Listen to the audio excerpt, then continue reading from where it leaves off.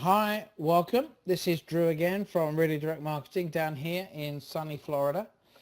Just wanted to give you guys a quick update about the webinar that's due real soon. Congratulations, okay, you're already ahead of the competition just for opening this email, well, and listening to me, I guess. You're really making the best use of valuable time to improve your business. Now, the word on your screen, help, it's what I've been hearing from people for the last couple of days.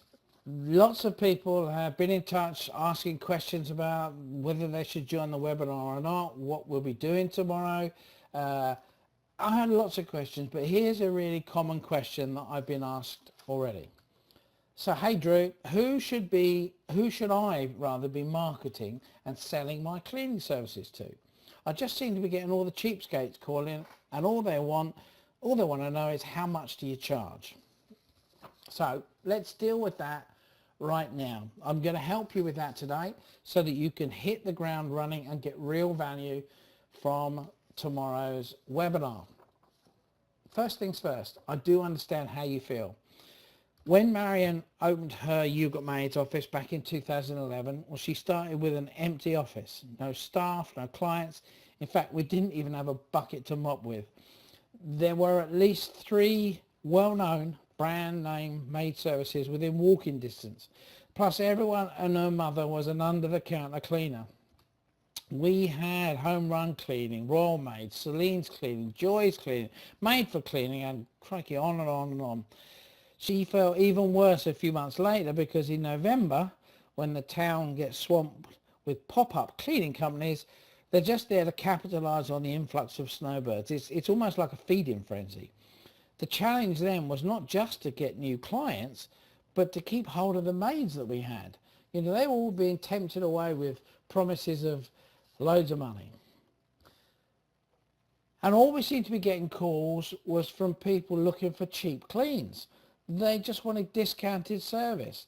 They'd tried all the other cleaning services in town and they were just too demanding. They really wanted to have everything and not pay anything. We kind of called them, well, champagne taste with beer money. That's what we said. Now, it's very normal to believe that you'll have trouble finding clients who will pay your prices, okay? I know that's what is expected, especially if you're in a highly saturated marketplace. And all the marketeers will tell you, well, you just discount your prices at first so you can show them how good you are, yeah? They'll stay with you when the discount ends, they say, which is always, well, usually the opposite of actually what does happen. They will not stay with you. They'll leave you in search of the next coupon. So if you've tried the coupons or cheap first-time cleans and found that clients jump ship as soon as you try to charge them full price, well, you're not alone. I know how you feel because that's the exact same thing that happened to Marion. And here's how I fixed it. Before, just let me be clear, some of them were so cheap, Marion felt that she had to reduce her prices or she'd lose the few clients that she had. She was really at her wit's end. But here's what she found. Even if she dropped her prices, the others could drop them further. So we didn't really get any new clients from it anyway. And the ones that she did get would either jump ship at the first sign of an offer from someone else, or they were actually costing us money to clean. So that was one of the main reasons why she asked me to take a look at the numbers in the first place. And this is the strategy that we came up with. I put in place a thing called a list strategy. We found out that there were plenty of people out there that were just as sick and tired of being let down as we were of being chased with cheap cleaning companies. And the main reason was these people were more looking for an outcome than being influenced by the price. So the price wasn't their main driver. They just wanted to have a reliable, trustworthy service that was going to be consistent. Now, you might have heard of a thing called the ladder of desire, and it's not, I know it sounds a bit sleazy, and certainly with the things that are going on these days, you might think it is that, but it isn't. You see, the world is made up of 3 primarily three different types of people. You've got the people at the bottom of the rung who just like you to show them how to do it. Show them how to do stuff. Let me get the manual. I'll read the manual so I know what I'm doing. If it's for cars, I'll be able to take the car apart myself, get it put back together. I've seen it on TV. How hard can it be? You'll hear them say, yeah? So they think they know what they're doing because it always looks simple.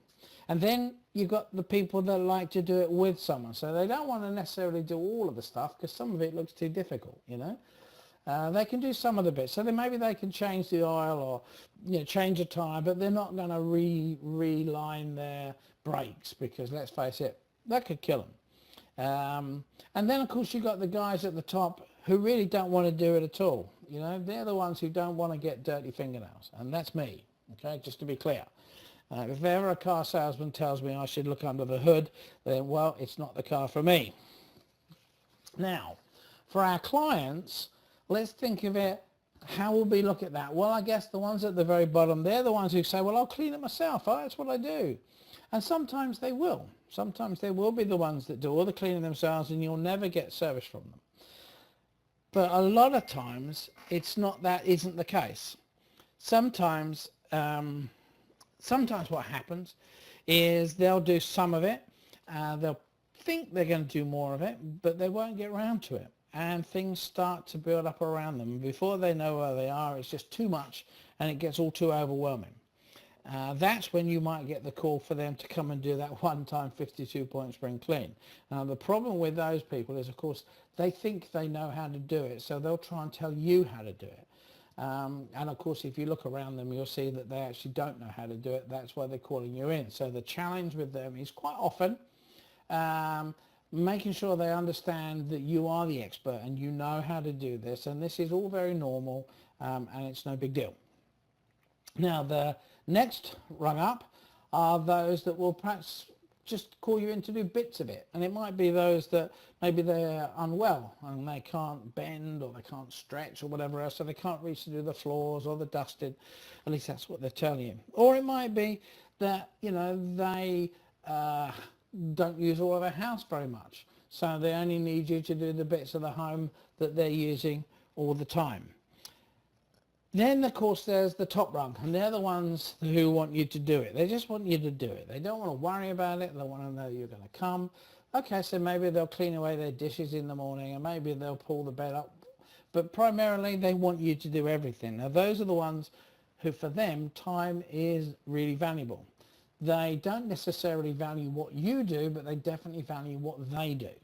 And part of the process is trying to find a way of finding where they are, because at the moment what's happening is you got to find these clients without giving them heavy discounts, and you need to also be realizing that people are different and you don't sell to them the same way. Some people have got different things that are important to them. Often similar product providers will advertise the same way because they want to attract the same demographic and they end up fighting over them. They'll use specials and discounts. I mean, restaurants particularly, you'll see this for. Someone will be offering a $3 meal. What do you know? Someone else is offering a $2 meal. Next thing you know, they're giving you the meal away. Cleaning companies will often do this, and you know this from yourself. First and fifth cleans free, for example. Now, the other thing to remember is that you can use your marketing to repel certain types of clients as well as attract. If you just stick with the coupons and the discounts, before you know where you are, you're going to be discounting yourself out of business. So remember as well that you're going to be different to attract the right clients. So if you don't want to have the same clients as everybody else, look around you. Motor dealerships, they get this. They will, and you'll see this even clearer with their advertising styles. If you think of Ford and Chevy, their cars are very similar. The markets that they're fighting over are very similar, so their pricing is pretty much the same. You could argue the same could be said for the more quality, so the Lexus, the Maserati, the Cadillac. They're all fighting over the same thing, but the difference is how they present their product. With Fords and Chevys, it's all about price, it's all about discounts. With Lexus, Maserati, Cadillac, it's all about position. It's much more about the quality that comes with this product, much about the lifestyle that comes along with this product.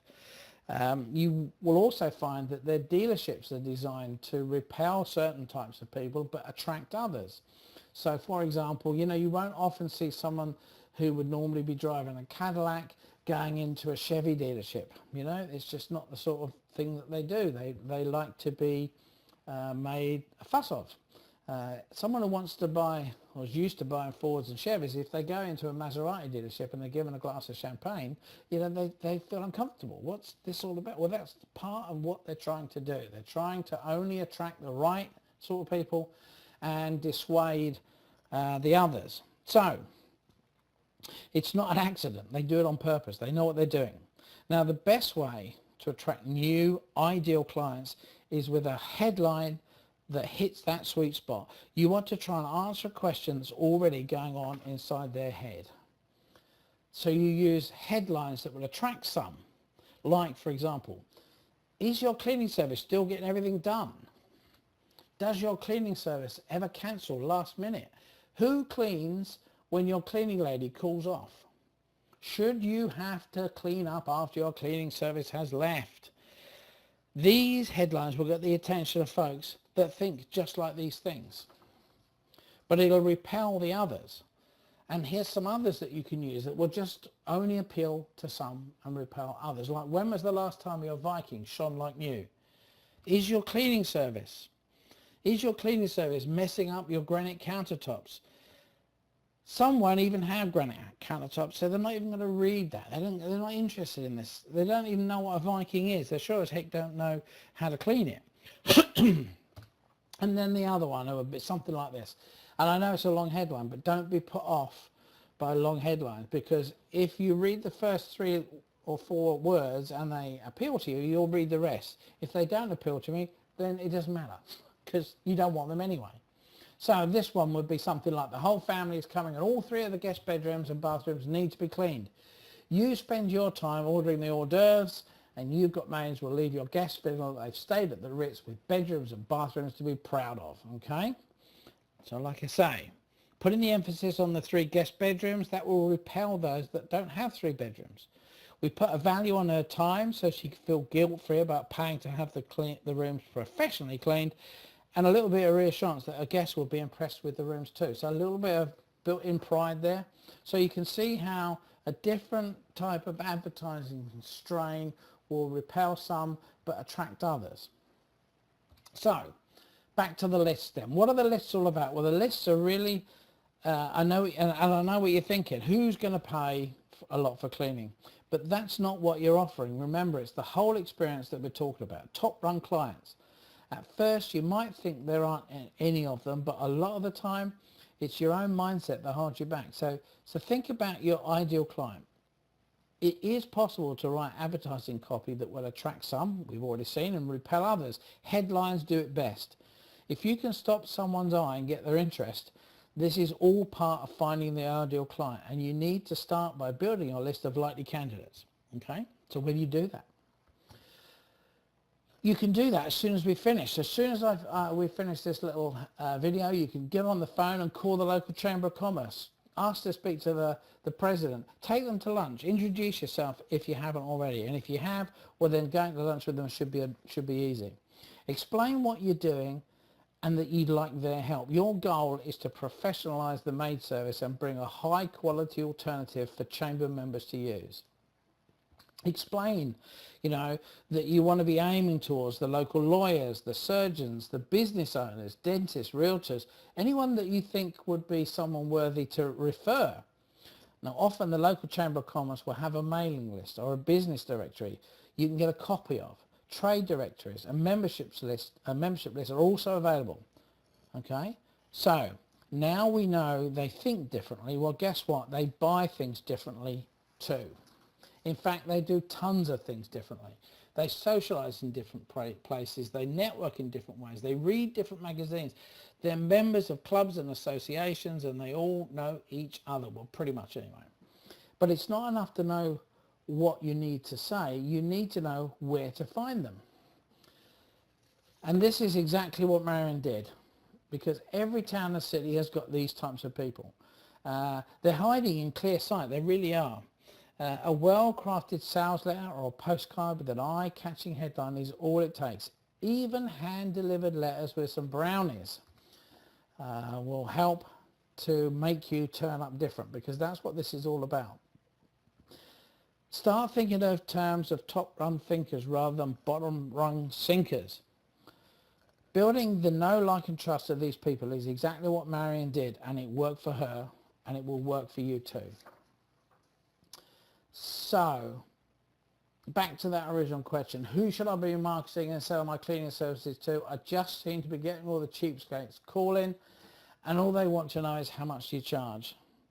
So who should I be selling to? Well, as I've said, the business leaders, the doctors, the lawyers, the top realtors, the VIPs in your area. And you need to be selling an appointment to talk to them, not an appointment to clean their home. Using a totally different approach will make you stand out, and it will attract the right type of clients. Now, I'm going to email you out later today an example of an introduction letter that Marion used to crack open the door of a local civic association, and it's in just one area of her territory.